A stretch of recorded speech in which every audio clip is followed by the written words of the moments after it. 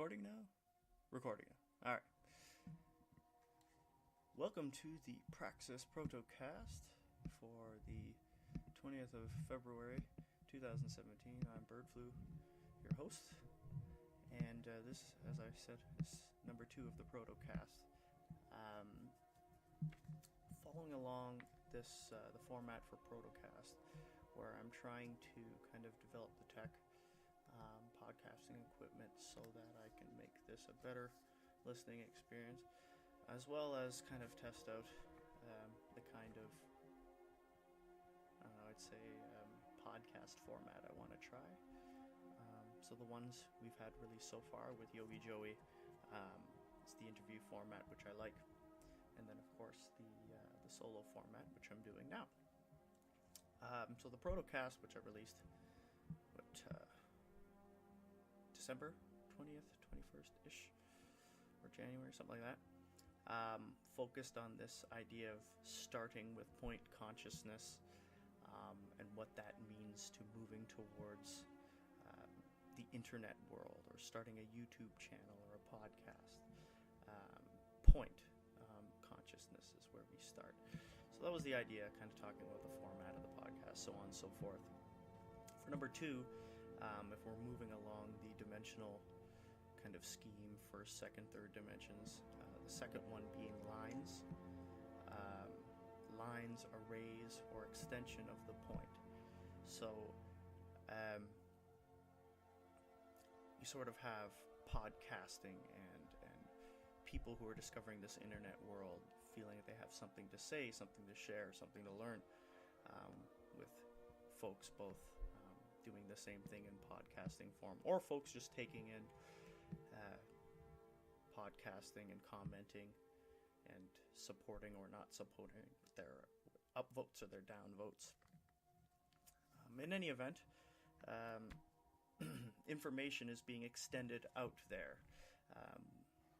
We are not at anything 3D yet that we can tangibly hold or say that we've accumulated after a result of taking in all this information, or hours of podcasting. But yet we do it. We find value to it. I can say for myself, part of my motivation for getting on YouTube or whatever it is that we happen to be recording on to share this stuff, is I've kind of feel comfortable at this point after taking in hours upon hours upon hours since the mid-2000s, podcasting and kind of this new internet radio format. And for me, it started with the Joe Rogan Experience back in his early incarnation of it, when it was just himself and Red Band talking about whatever. He's usually responding to news in a funny, comedic way. And upon taking that podcast in for myself, I grew interested in things like stand-up comedy. I developed my interest in martial arts further. Since Joe Rogan himself is a commentator for the UFC, he often brings those kinds of guests or comedians, or it's basically a good variety of people he has on his show, and they speak on relevant events in a non-edited conversational ways. Well, a lot of that is my motivation for having the interview format for my podcast. And then, of course, listening to Rogan, you branch out to other comedians. Death Squad Podcast Network. Bill Burr has his own Monday morning podcast. So for me, sort of in that high school time, mid-late high school time, to also coincide my studies, kind of getting into some high school philosophy, kind of getting a little more into the Eastern stuff through my martial arts. It was almost just an extension of, okay, we have conversations with the people around us and the people we go to school with, or the people we work with, or our family.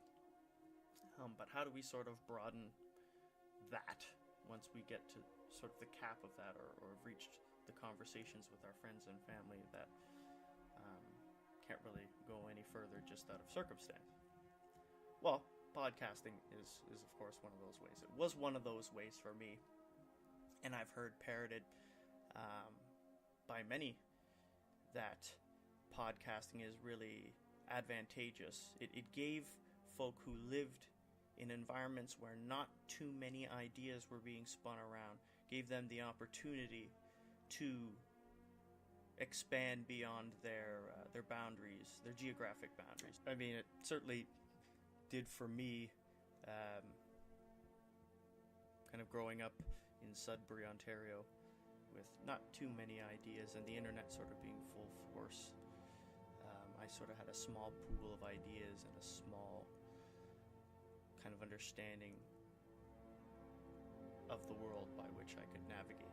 And of course that changed for everybody once the internet became household, and if you use the internet in that way. So fast forwarding a little bit from those upbringings in Sudbury, so let's go by college. So let's say 2007-ish.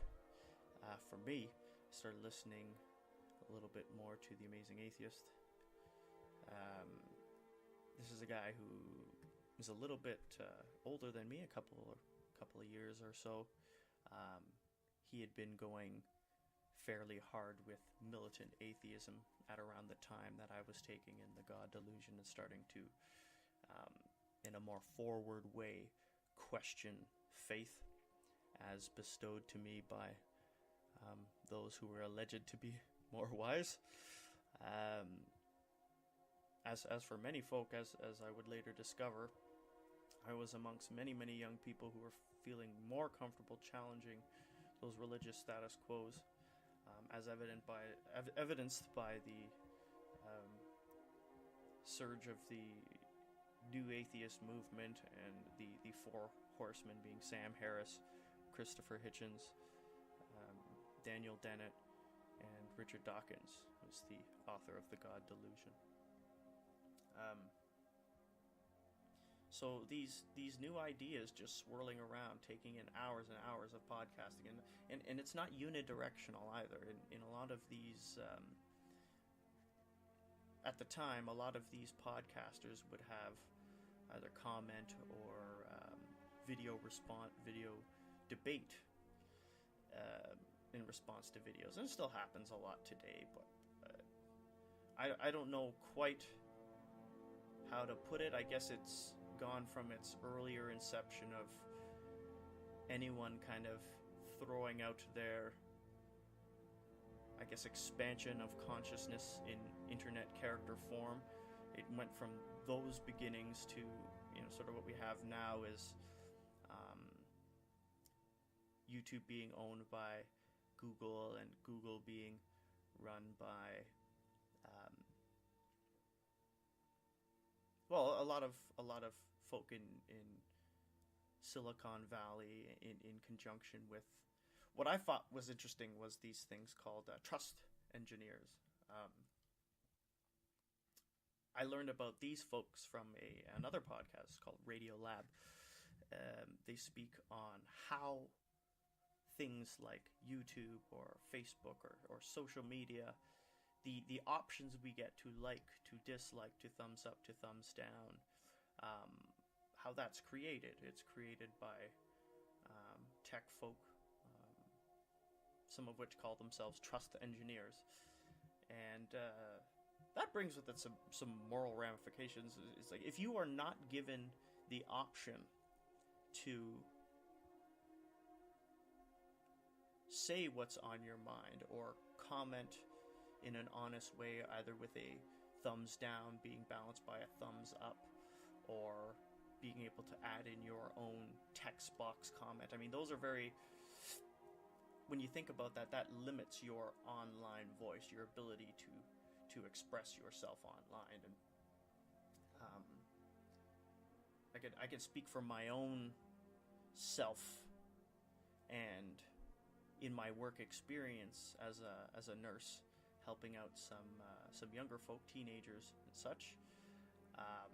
A lot of the angsty issues that bit at me as a teenager in the early 2000s, that has changed drastically with the availability of smartphones and social media technology, simply because, in my mind, the amount of hours spent. And, as a young kid who would just plant for hours in front of MMOs and video games, being warned by my parents, don't spend so much time on this. Make sure you go outside and play. I feel like the old man now who sees a lot of folk, younger folk, adolescents with social anxiety or new options to sort of skirt around the social things we used to have to do by necessity. For instance, if you said to somebody that you were going to be somewhere to meet them, unless that person was still at home when you called them to change your mind or plans or something came up, it was expected that you were there because you made that commitment. Now, of course, we can, up to the minute before the Facebook event starting, we can cancel and say, something came up, or, just that wasn't optional back then. You had to be accountable. And while that accountability sort of seems minute, I imagine it would stack over the years. It would just simply become easier to neglect certain responsibilities if the option to step out of them with very little ramification were there. In more severe instances of how tech may make things difficult for teenagers coming up now is just the inability to have any kind of privacy within the realm of a social event. I mean, everybody has a phone, everybody takes pictures, everybody records video, and everybody throws it up. Now, depending on what is thrown up, that could be particularly damning stuff. But then you might consider something else.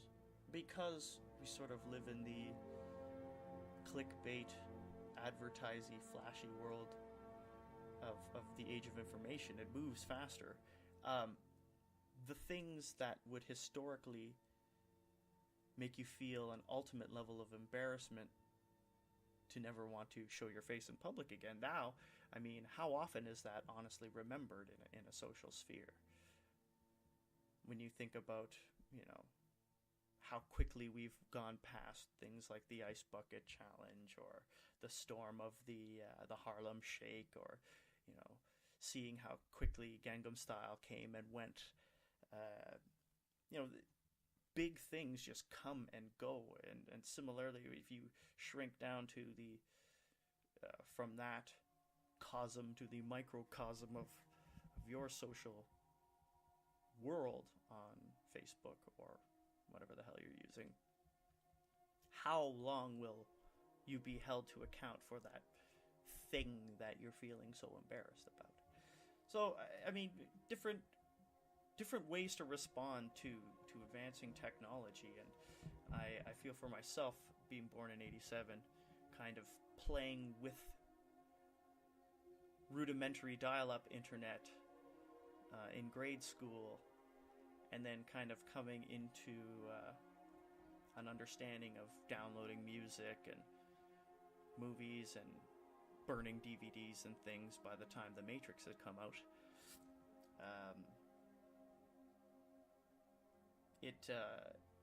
It created an interesting co-development that at least I can track with me. I'm sure there's other folk who will be on the podcast, mind you, who would respond similarly, or if not similarly, have a response to technology. Perhaps they lived in a house that just didn't have a computer. I know I have a couple of friends who simply didn't have the internet, or maybe even a gaming system, or just out of necessity had to fill their time in other ways, sort of as alongside myself and other friends who were taking in the internet world, pirating games and downloading new movies, and I don't know, all that fun stuff. So this podcasting world in 2017, what is it now? Well,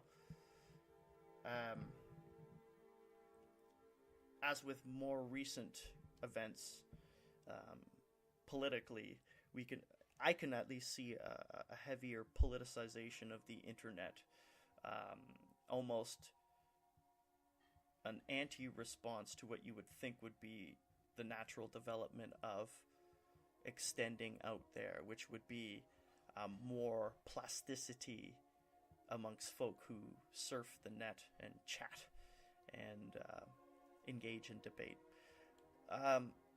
And while I do still see that amongst some of the bigger voices out there, almost alongside that and more powerfully do I see surging voices on the internet that are almost trying to polarize whatever it is that they're getting into or debating about, or in a place where there was no debate before, create a poll by just making an extraordinary claim. Because if you make an extraordinary claim and it's loud enough, and enough people are responding to it on the interverse, you will almost out of just sheer numbers and how people respond, either they love it, they hate it, or somewhere in between with either less or more detail, you will naturally, almost internet naturally, have a counter opinion to that. And so where something wouldn't have even been given energy in the past for debate, we can now entertain serious debate about things. I claw at an example. I hate to bring this guy up, but Ken Ham, famous for debating with Bill Nye, the science guy, on the issue of creationism versus, I guess it would be generally, you could see that as a debate of science versus religion, or creationism versus empiricism. At the end of the day, you had Bill Nye advocating for questioning and moving forward with what works, and not neglecting the efforts of the past, versus Mr. Ham's kind of self-flogging before the theoretical Lord. And this is a man who went on to build a replica of Noah's Ark. To my understanding, has had very little admission since its inception. But that is besides the point. So the creation of and the that debate in of itself generated how much money for Ken Ham's Creation Museum.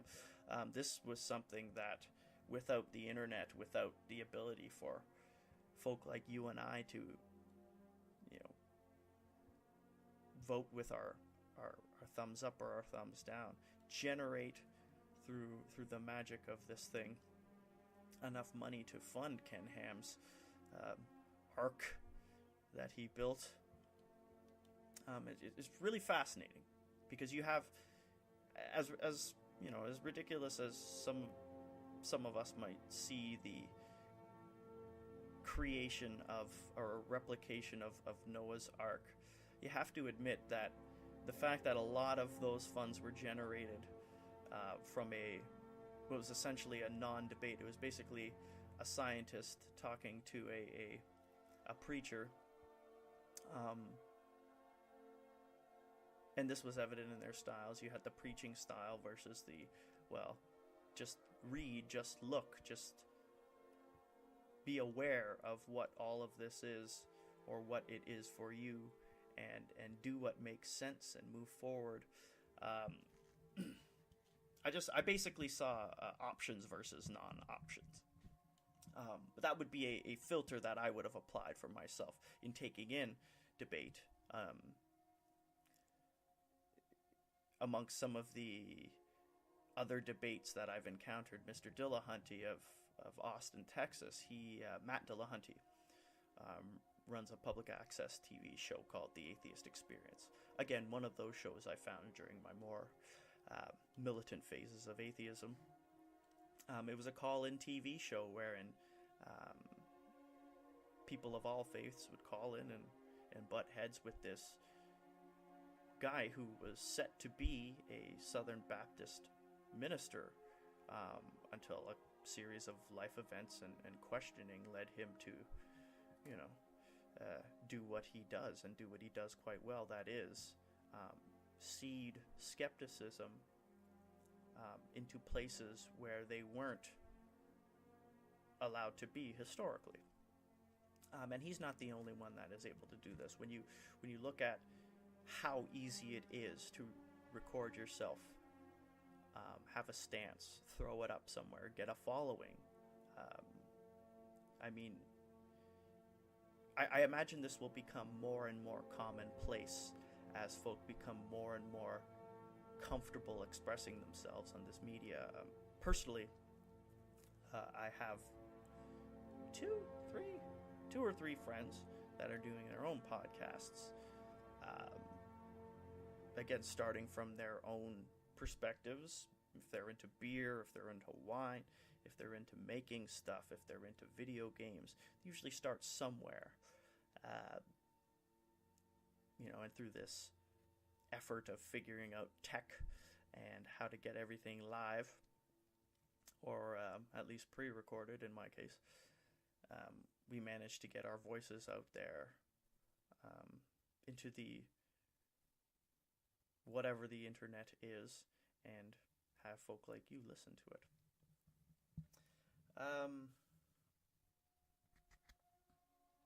Again, this, I won't rabble on too much about this this vein in terms of line and array and podcasting, because after all, this is just the protocast. But just some things to maybe think of while we contemplate on the age of information in 2017 and how we came to get here. We start off in our early beginnings as developing humans using nonverbal communication, points and motions and grunts to illustrate what we needed to illustrate for survival at the time. We then, depending on our geographic regions, depending on our cultures, we develop languages of different types within the ranges and spans of the human palate. We come to more recent times when we start being able to be aware of, okay, we have verbal, we have nonverbal communication. Each expresses different things. Verbal, I would say, would be more of a conscious attempt at expressing something, whereas, nervously shaking your foot or tapping a pen on a table or crossing your arms or being a little more distant sort of gives away closer to what you feel in a situation. And then we move to social media. Now we're fully comfortable not seeing people face to face, but having digital, texty, video-like conversations where we're not taking in those things that we would classically be taking in as people. We get the development of new phenomena like vague booking or virtue signaling, or